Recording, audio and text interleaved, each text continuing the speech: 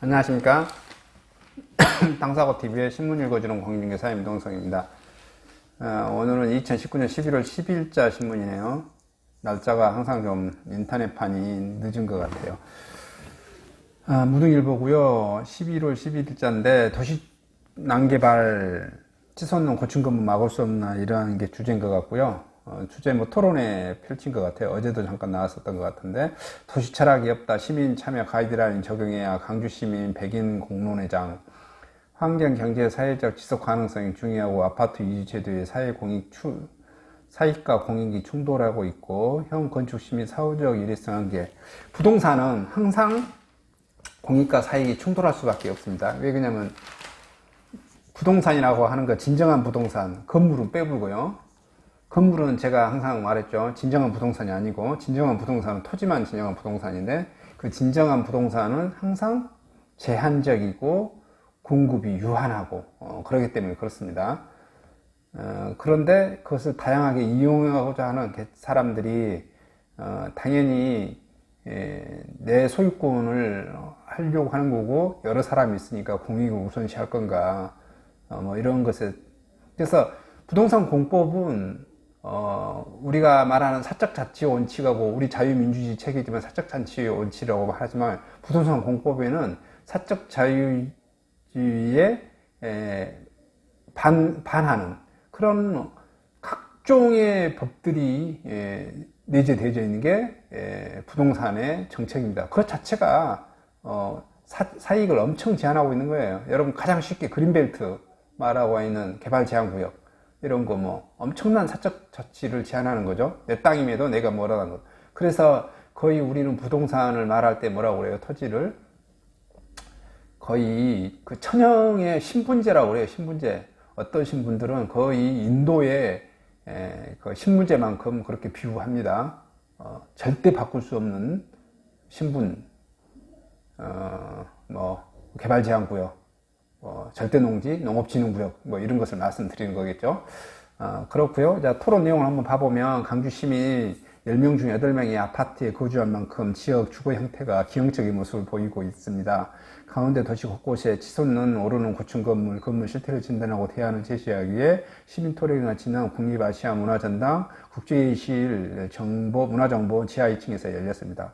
근데 10명 중 8명이 아파트에 산다고 해서 그것이 기형적이라고 말한 것은 좀 어폐가 있다고 생각해요. 뭐가 기형적인지 모르겠습니다. 그냥 우리나라처럼 땅이 부족한 나라하고 단위 면적당 인구가 많은 상태에서 아파트가 뭐 좋은 곳인지, 뭐 미국식으로 단독주택이 있는 게 그게 정상적인 것인지, 그것은 생각해 볼 또 다른 문제지, 아파트가 많다고 해서 비정상적이다는 것은 좀 아닌 것 같아요. 도시 난개발로 치솟는 고층 건물을 막을 수 없나라는 주제로 진행된 이날 토론회는 주제 발표에 이어 강주 시민 100인의 공론을 모으는 형식으로 이루어졌고요. 아파트 천국이라는 오명이 속에서도 향후 신도시 건설 규모에 버금가는 아파트 공급이 예정된 상황에서 고층 건물 문제 해결을 위해 머리를 맞대는 이들은 시민사회 합의를 거쳐 가이드라인과 시민 지분 확보 등 시민 참여를 확대한다는 목소리가 커지고 있습니다. 아파트를 비롯한 고층 건물의 과잉 공급이 경관을 해줄 뿐만 아니라 투기 빈부격차 확대, 건설사 이전 투구, 다양한 사회적 병리 현상이 초래할 수 있다고 있고요. 자본주의 논리에 앞서 지속 가능성을 고려해야 됩니다. 첫 번째 주제 발표는 이창수 가천대 교수 도시계획과 고층 건물이 무엇이 문제인가를 주제로 환경적이고 건전하고 지속 가능한 개발의 중요성을 강조했고요. 자연, 이웃, 후손과 더불어 살기 위해 환경적 지속 가능성, 경제적 지속 가능성, 사회문화적 지속 가능성을 고려해야 된다는 게 이 교수의 주장입니다. 이 교수는 파리 에펠탑을 예로 들어 말을 이어갔습니다. 세계 각국의 특파원들이 지구촌 소식을 접하는 TV 영상에 파리 특파원을 배경하면은 에펠탑입니다. 우리 국민을 대상으로 실시한 외국 관광지 선호도 조사에 의하면 파리 에펠탑이 1순위입니다. 이와 같은 화려한 명성의 에펠탑은 건립 당시까지만 해도 파리 시민과 지식인들의 비난 철거 요구가 시달렸습니다. 이 교수는 이어 에펠탑이 건립되자 우아한 파리의 시가지에 어울리지 않는다는 비난이 거셌고, 많은 시민과 모파상, 에밀 졸라 등 지식인들의 비판과 저항의 대상이 됐고, 그럼에도 불구하고 만국 박람회 기간 에펠탑 방문자 200만 명이 달했고, 오늘날에는 연간 600만 명이 방문하고, 에펠탑은 1980년 건립 당시보다 130년이 지난 오늘 더욱 빛나고 있다고 덧붙였습니다. 이 교수는 에펠탑이 이 같은 과정을 거치면서 파리 속에 녹아들었다고 강조했는데요. 혁신적인 시도를 들고 나섰지만 외면받은 이들에게 좌절을 이겨내는 희망을 무모하거나 부적절한 시도를 한 당사자들에게 명분을 제공하고 파리 시민들과 함께 전속하고 있다고 말했고요. 에펠탑이 전속될 수 있던 이유에 대해서는 없고 탁 트인 마르스 공원을 설치되어 있고 그 마르스 공원에 계속 유지되고 있고 특히 모파상과 에밀 졸라의 비판과 저항이 없었다면 마르스 공원 일부 내지 전부가 수익 극대화 또는 토지 이용 효율 편향적인 자본주의 논리에 잠식당하는 초고층 마천으로 대치됐을 거라는 개연성이 매우 크다며 건립 당시 반대와 찬성을 두고 어느 한쪽이 잘못했다고 할 수 없는 이유라고 말했고요. 시민 인정은 강주다운 아파트를 만들어야 지역 고층 건물의 문제를 해결하기 위해 합의를 갖춘 가이드라인의 제정이 우선되어야 한다고 주장도 제기됐고요. 두 번째 주제 발표 문제를 해결하기 위해 시민 합의를 거친 가이드라인 제정이 우선되어야 된다고 주장도 제기했습니다. 두 번째 주제 발표를 한 함인상 강주시 총괄 건축가는 지나치고 높은 아파트 비율을 지적하며 강주다운 아파트를 위한 고민과 계획이 필요하다고 목소리를 높였고요. 강주다운 아파트를 위해 지형과 경관을 존중하는 대비 취한 높이 무통상 강주천 등지의 조망을 거스지 않는 건축, 기존 도시 맥락을 보존하고 존중하는 단지 계획이 필요하고 법 제도 단지 아파트 유지로 되어가 있는 사익과 공연은 늘 충돌하고 재산권을 수호하는 집단 민원과 계획을 관철하는 건설 관계자 앞에서 사후적 일회성이 각종 시민은 무력화될 수밖에 없다. 그 다음에 지역건설사 행태도 비판했어요. 강주 전남 건설사들이 장벽 같은 기괴한 아파트를 건설하면서 세종시에서는 전혀 다른 혁신적이고 아름다운 아파트를 짓는다. 세종시가 아파트 용지를 매각할 때 가격보다 디자인 우수성과 공공성에 더 점수를 주기 때문이라며 2019년 건설업체 도급순위 102에 강주 전남 업체는 11개로 서울 36개, 경기 20개, 이어 33위입니다. 지역 건설사들의 능력이 부족해 장벽 같은 아파트를 짓는 것이 아니라는 방증이 꼬집었습니다. 이에 대책으로는 가이드라인 제정과 사전기획제도도 대체적인 방안이고요. 한 총괄 건축가는 계획 가이드라인 제정과 사전 공공기획제도 도입이 해결 방법이라면서 심의적 합의를 거쳐 강주가 반드시 지켜야 할 가치를 반영, 구역별을 높이는 집회율을 규정하는 등 가이드라인을 마련했고요. 신시가지 등지에서 자유롭게 하되 중요한 조망 지점입니다. 기존 시가지의 융합이 필요한 것이 있고요.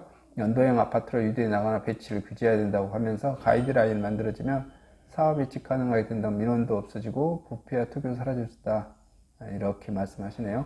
시민참여형 시민지분 확보 목소리도 강주시 장현지 의원은 강주다운 도시철학과 계획을 마련하고 시민참여를 확대한다고 말하고 있고요. 시민위원회 전문성 강화는 물론 강주다운 도시철학과 계획을 마련해야 된다. 또 내년 6월께 시작하는 2040 경관계획 수립 민간 함께 시민참여를 계획으로 추진하고 있고요. 주제 발표를 마친 후 참석자 100여 명이 고충분들 문제제가 해결 방안에 대해 토론을 했습니다. 그리고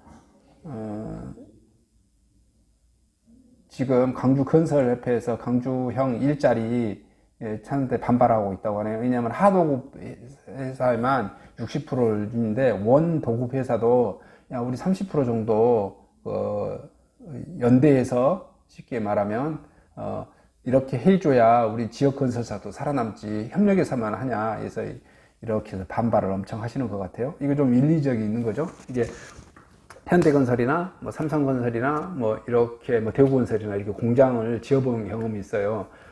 그런 사람들이 지역건설회사 예를 들어서 이런 업체 매출액 얼마 이상 하더라도 예를 들어서 지분 30%나 이렇게 주어가면서 조인해서 들어오게 해서 원 도급사도 이렇게 할 줄 아는 능력이 좀 업그레이드 좀 시켜줄 그런 되어야 되는데 아마 그거가 산업 면허가 있긴 있어야 돼요. 근데 있는 회사는 시공 능력이 좀 적더라도 고급 자동차 회사를 시공 경험 적더라도 할 수 있는 기회를 좀 해서 배워야 되는데 이게 박탈시켜서 이거에 대한 반발이 있는 것 같습니다. 아마 좀 건설협회에서 하는 주장하는 게 조금은 일리가 있다 이렇게 생각되고요. 강주시가 조금은 무조건 이렇게 서울에 있는 대형 건설사한테 다 줘버린 것은 문제가 있다라는 것은 지적상 좀 맞는 합리적인 의견인 것 같아요. 이상 영상을 마치도록 하겠습니다. 감사합니다.